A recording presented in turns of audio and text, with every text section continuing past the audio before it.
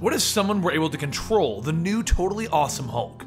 Welcome to the Complete Story Series, where I take trade paperbacks and single issues, and I break them down into digestible bites to help you understand. Then I read it dramatically back to you, all alterations to the panels, text, and images are to prevent copyright problems, and all art is owned by its respective companies. Amadeus Cho is currently the totally awesome Hulk. He took the ability to change into the Hulk away from Bruce Banner, making himself the new Hulk. Last time we learned that he was still having problems keeping it under control, and now it's time for the next story arc. It was 3 years ago that Amadeus' life changed.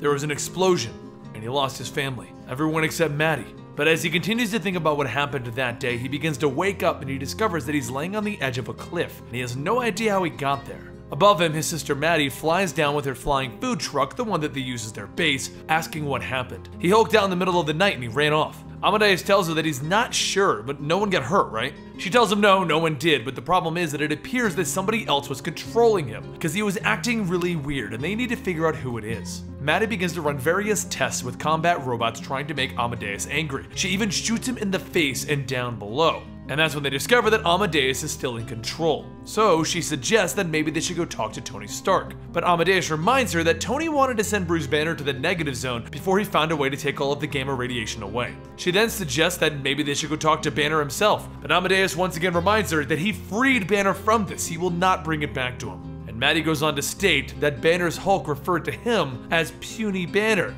So maybe this makes Amadeus angry and he changes into the Hulk, telling her that he is not Banner! He is in control! She is supposed to be on his side! Amadeus then begins to storm off, and as he goes, Maddie tells him that she is on his side. It's the other guys that she's worried about. As Amadeus walks off on his own, he begins to notice coyote pups are whining after seeing their mother struck by a car. He reaches down to pet them, and they begin to whine even louder. Amadeus turns around to see a green light, and then he sees Amora, the enchantress before him. Amora tells him that she is here for him. She knows that the Hulk is an outcast, and if he would come with her, she can make him the king of the 10 realms. He tells her that being king is kind of hard work, you know, with all of the being hated, feared, and rejected stuff, so he's gonna stay right here. She then tries to anger him, trying to provoke him to release the other Hulk, but Amadeus still defies her. Amora then begins to create giant golems, and Amadeus begins to change into the Hulk and take them out. But her target was not him.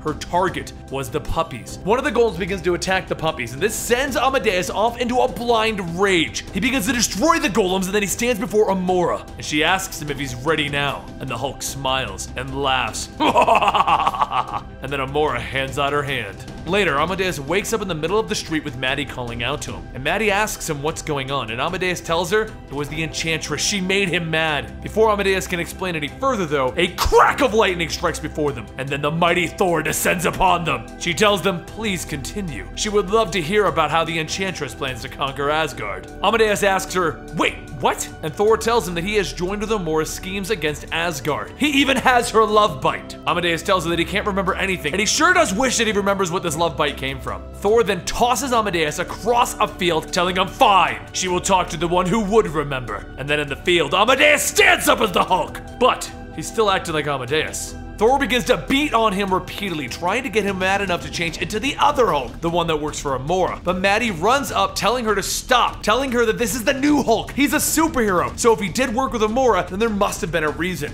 Amadeus agrees, he just needs to remember. Thor tells Amadeus that maybe his memory will return if she takes him to see the damage that he caused. So the three of them head over to the door of an outpost in Iceland, where the leader explains to Hulk that he came here and took their Ura. Ooh, who? Amadeus asks. The leader goes on to tell him that Ura is a precious mineral used to forge Mjolnir and create all of the Asgardians' greatest weapons.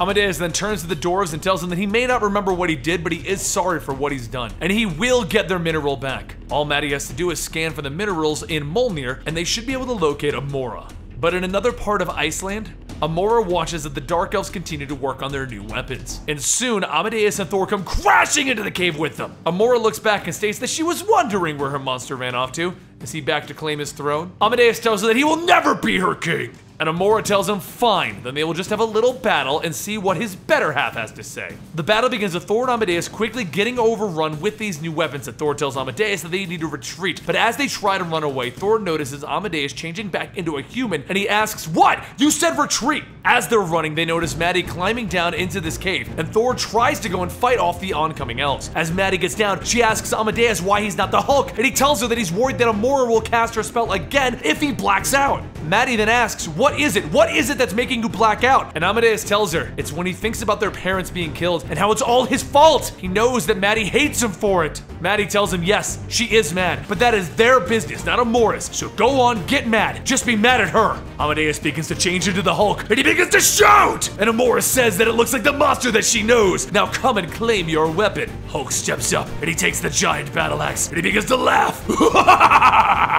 And then he turns and slams it down, hitting the Dark Elves, destroying the weapons that they just made. He then steps up. Amora tries to call him an ingrate, and Maddie tases her, telling her to shut up. And Thor tells him that it seems like he did it, and she'll be taking that axe now. Amadeus asks if he can keep it, and Thor tells him no, it belongs to the dwarves. After handing over the axe, Thor turns back and tells Amadeus it seems that he's found his mind with his sister's help, so she'll be keeping an eye on them for now on, but for the sake of the realms, keep an eye on each other. Later, Amadeus and Maddie go back to their parents' grave, and after laying down some flowers, Amadeus tries to talk to Maddie, but she just tells him to shut up.